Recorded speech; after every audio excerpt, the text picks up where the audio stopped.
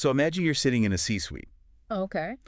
and a report just slides across your desk showing that 72% of your single remote employees are going entire days without speaking to a single human being. Wow. Yeah, panic is putting it mildly for that one. Right. I mean, if you're an executive responsible for an entire workforce, you would absolutely panic. Oh, totally. And that is an actual statistic from a 2025 study in the journal Science. It's sending absolute shockwaves through corporate leadership right It now. really is. Because when you see a number like that, it just looks like a glaring, undeniable emergency. Yeah, it sounds like the whole fabric of the workplace is just sort of dissolving, which is exactly why we are dedicating today's deep dive to unpacking this panic. We really need to. We're looking closely at a massive new synthesis of workplace research by Dr. Jonathan H. Westover.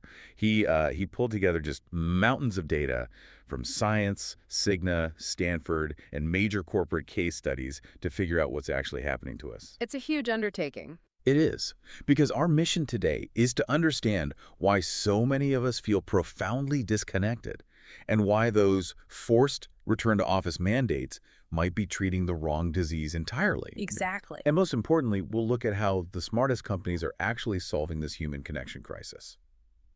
So, okay, let's unpack this. Yeah, let's dive in. Because to understand the executive panic, we really have to look closer at that science study by Harrington and Emmanuel. Right. It didn't just stop at the lack of contact, you know? They found that workers in remote-capable jobs are reporting significantly higher rates of depression, anxiety, and mental health service utilization. Wow. Yeah, and they're spending like 58% more hours alone compared to people in non-remote roles. So if you're a leader looking at a fractured, burned-out workforce, you see that data, you point at remote work, and you just mandate everyone back to their physical desks immediately. Right, you just point at remote work and say, there is the villain. But the research highlights a massive flaw in that logic. I mean, it's the classic trap of confusing the life raft with the sinking ship. Oh, that's a good way to put it.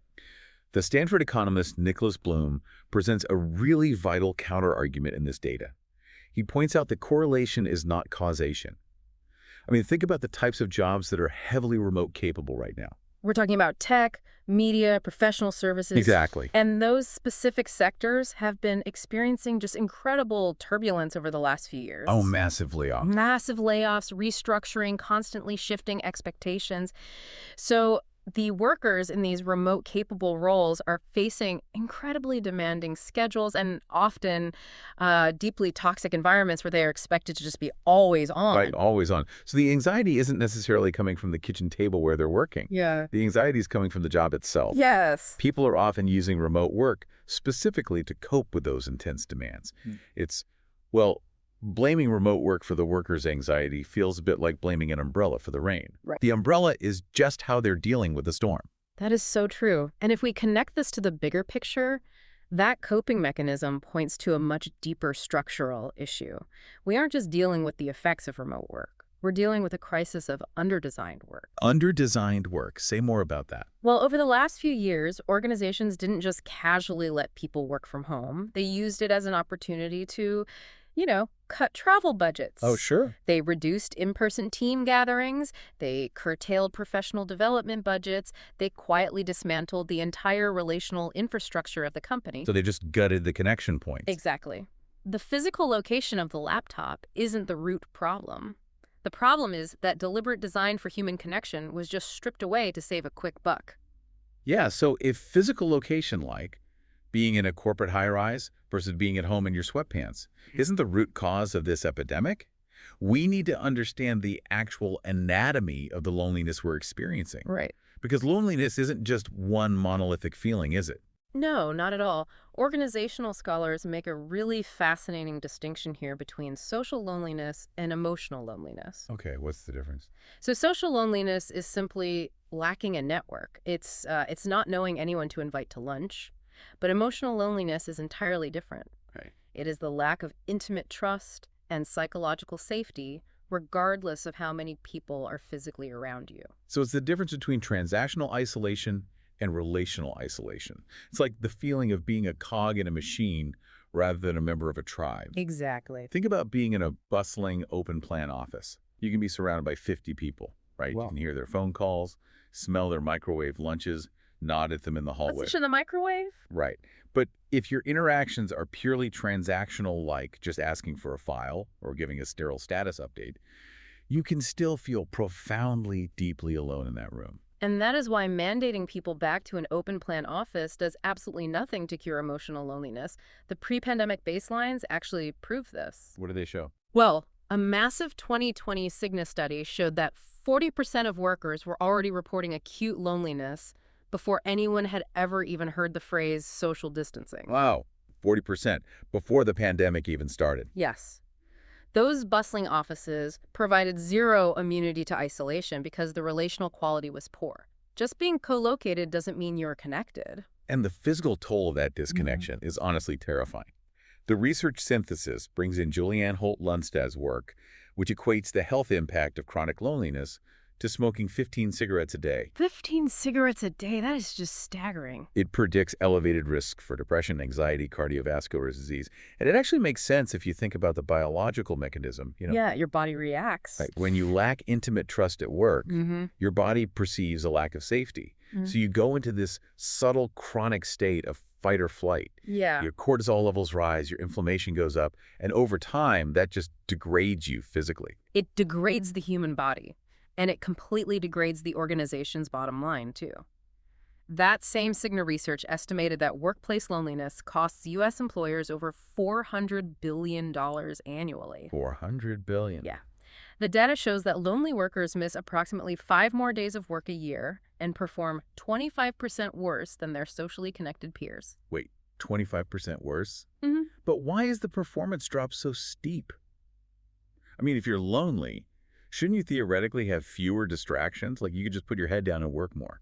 You would think so, but because when you are lonely, you become hypervigilant. You start perceiving normal work challenges as overwhelming threats. Oh, I see. You don't have a trusted sounding board to reality check your stress, right? So beyond the individual suffering, this destroys what organizational psychologists call social capital. Right, the network of trust. Exactly. When team members don't trust each other, they hoard knowledge. They stop taking creative risks. If an organization wants breakthrough innovation, it relies on relationships that span across different departments. Loneliness builds walls where bridges really need to be. So we're talking about how hard it is to rebuild this social capital, but we have to acknowledge a massive elephant that just walked into the room over the last couple of years. Oh yeah, the AI element. Yes, we are trying to fix human connection at the exact moment a technology designed to do our thinking for us has hit the mainstream. Generative AI introduces an entirely new, deeply psychological way for us to isolate ourselves. The research looks at recent 2024 studies from the Upwork Research Institute, Workday, and Anthropic. The paradox they reveal is incredibly stark, right? Very. On one hand, 96% of the C-suite expect AI to dramatically boost productivity. But the actual data coming back from the workforce shows that heavy AI users report a 29% higher burnout rate and a rapidly rising feeling of disconnection from their teammates. Yes. And the most startling statistic in this entire discussion comes from the Workday survey. What did they find? They found that 65% of heavy AI users admit they actually consult AI before their colleagues when they face a challenge, specifically to avoid human interaction. Here's where it gets really interesting. Let's pause and think about the mechanics of that. If AI is making us so much more efficient, like if it's drafting our emails and writing our code, shouldn't we theoretically have more free time to grab a coffee and connect with our peers? You would hope so. But instead, we are essentially using ChatGPT as an emotional shield. Yeah. Because asking a human for help requires vulnerability. You have to admit to another person that you don't know something. That friction feels socially taxing, especially if you're already feeling isolated. Oh, 100%. An AI chatbot doesn't judge you for asking a stupid question. So instead of tapping a colleague on the shoulder and saying, hey, I'm stuck, we just hide behind the machine. It is the absolute path of least social resistance. But by removing that friction, it erodes the very fabric of how teams learn from one another. Right. Mentorship and camaraderie are built in those exact moments of vulnerability. When you remove the need to ask for help, you completely remove the mechanism for building trust. That is so true. Now, the research makes a critical distinction here. The problem isn't the artificial intelligence itself. The problem is deployment. How we're using it. Right.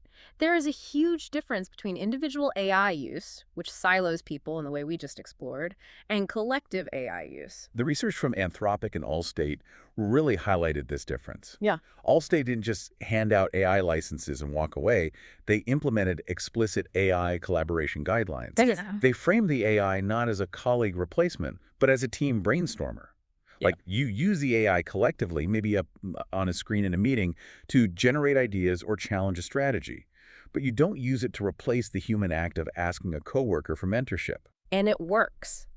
Power users who work alongside colleagues using AI in collaborative settings actually experience the massive productivity benefits while maintaining strong team bonds. So it's an amplifier. Yes, the technology acts as an amplifier for the team. Yeah. But when individuals turn to AI tools purely as replacements for human interaction, the connection debt just skyrockets. So if mandating people into a physical building doesn't cure loneliness, and AI is just giving us a highly efficient place to hide from each other, what does a functioning workplace actually look like right now? Like, how do the smartest companies fix this connection debt? They do it through a concept called deliberate connection architecture. Deliberate connection architecture. Okay, think about it this way for you listening.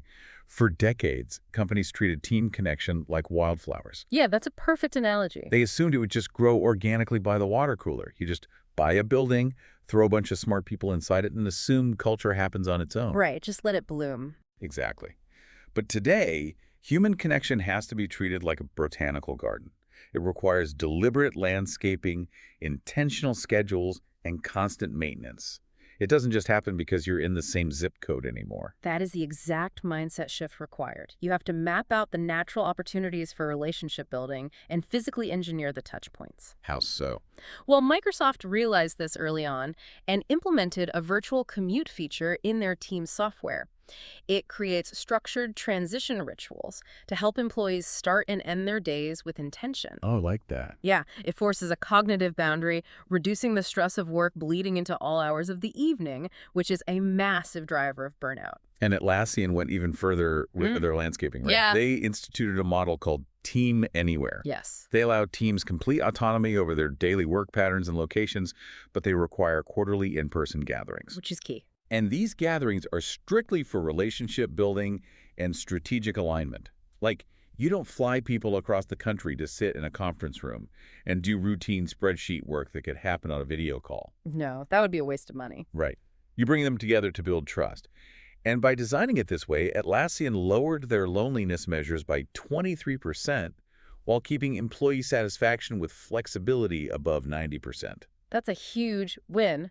But building a botanical garden relies entirely on the people doing the landscaping, which is the managers. Frontline and middle managers are the primary architects of the employee experience. Right. And right now, the data shows they're drowning. They need structural support, not just more demands from the C-suite. Manager quality is consistently the strongest predictor of employee engagement. Cisco looked at their internal data, realized the burden being placed on their managers, and created a training program specifically for hybrid leadership. Because the old ways don't work anymore. Exactly. They recognized that managers had lost their ambient awareness, that ability to just walk the floor and see if someone's shoulders are slumped or if they look stressed at their desk. You can't see slumped shoulders on a Slack message. No, you can't. So Cisco taught managers how to intentionally check in, and that training yielded a 34% bump in team engagement and a 28% reduction in turnover. PwC instituted a similar structural support called manager moments. This is protected time every single week where managers pause all operational demands. So no talking about KPIs. No talking about project deadlines or task updates. Nothing. It is time solely dedicated to checking in on team connection and individual well-being. Teams participating in these structured moments reported 31% lower loneliness. The research highlights a really vital psychological reality here that anyone leading a team needs to internalize. Manager burnout directly predicts team burnout. Oh, absolutely. If an organization is demanding that its middle managers act as the sole emotional support system for their teams, while simultaneously squeezing them for higher productivity and faster output, the whole system inevitably collapses. You can't squeeze blood from a stone, and you can't get empathy from a burned-out manager. You really can't. Which brings us to the most difficult part of this equation. This deliberate landscaping requires completely reinventing the future of hybrid work, It's a total overhaul. It's not just about adding a 15-minute manager check-in to the calendar and calling it a day. It means fundamentally rethinking physical spaces, rewriting cultural expectations, and changing how we actually measure success in a company. Let's talk about those physical spaces, because this is where the strict return-to-office mandates really fall apart under scrutiny. Yeah. Dropbox looked at their internal surveys and saw a nuanced picture. 90% of their employees deeply valued location flexibility, but 70% also craved in-person connection. Right, they wanted both. So instead of making an arbitrary rule that everyone must be in the office on, Tuesdays and Thursdays, they shifted to a virtual-first model and fundamentally changed their real estate. They actually ripped out the rows of solitary desks. Wow. Yeah, and turned their offices into what they call studios. These spaces are purely designed for collaboration. Brainstorming, complex relationship building, difficult customer meetings. Messy stuff. Exactly. They are explicitly not for solo desk work. The logic is simple. You shouldn't commute for an hour just to put on noise-canceling headphones and answer emails. You can do that on your couch. Siemens rolled out a similar concept with collaboration days. You coordinate your in-person time for activities that actually benefit from the friction of face-to-face interaction, like complex problem-solving or conflict resolution. Which is how it should be. Right.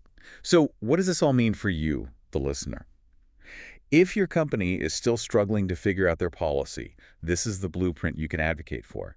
You can push for intentional hybrid design where you only come in when the task itself demands physical proximity rather than coming in just to scan a badge. Reinventing work also means advocating for shared leadership models, so the manager doesn't just collapse under the emotional weight of a distributed team. Yeah, that's crucial. Deloitte recognized this bottleneck and introduced team captains. These are rotating members of the team who take formal ownership of specific aspects of team culture. Oh, so it's not all on the boss. Right, they might facilitate a weekly ritual or take the lead on checking in with a struggling colleague. It democratizes the connection workload across the organization rather than putting it all on one person's shoulders. And if you really want to see if an organization actually cares about connection, look at who they promote. Capital One and Salesforce, with their Ohana culture, actually evaluate and promote their leaders based on relational skills. Which changes everything. It does. They use internal dashboards to track team well-being right alongside financial metrics. The message is clear. If you hit all your sales targets and crush your quarterly goals, but you leave a burned-out, disconnected, miserable team in your wake, you do not get promoted. You face consequences. Because those organizations recognize that connection extends beyond just liking your coworkers. It's about organizational identification. It's about bonding distributed workers to a shared purpose. Gentech fosters this with Mission Moments, where they share weekly stories connecting an employee's specific daily work to actual patient outcomes. Yes. Patagonia uses environmental activism. It gives their employees a collective identity and a shared mission that transcends whatever city their laptop happens to be located in. So if we pull all of these different threads together, from the false villain of remote work to the physiological toll of loneliness to the AI paradox and the intentional design of companies like Dropbox and Atlassian, what is the ultimate shift in mindset required here? That's the big question. The primary takeaway from the research synthesis is that human connection must be viewed as a strategic capability, not a physical location. Leaders who frame forced office presence as the one-size-fits-all solution to employee loneliness are completely misdiagnosing their own self-inflicted relational deficits. That's just a Band-Aid. Exactly. The data is overwhelmingly clear. Organizations that treat flexible work as a strategic advantage and invest heavily in both autonomy and deliberate human connection will win the future of work. Those that refuse to adapt and rely on old paradigms will simply lose their best talent to the companies that do. Before we wrap up, I want to leave you with one final thought to mull over. We spent this time talking about how connection debt accumulates when we just lazily digitize our old habits, and how AI is making us incredibly efficient but dangerously isolated. Yeah. If this trend continues, think about the next generation of workers, the people entering the workforce right now today.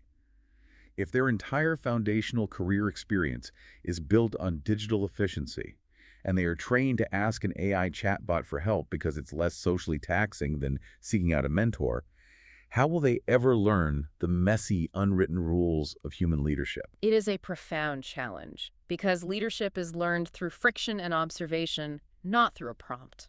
Exactly. It's something to think about the next time you find yourself drafting a 5-paragraph email to a colleague just to avoid a slightly awkward 5-minute phone call.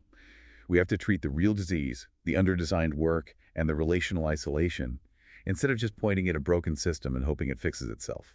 Thank you so much for joining us for this deep dive. Take care of yourselves and take care of each other.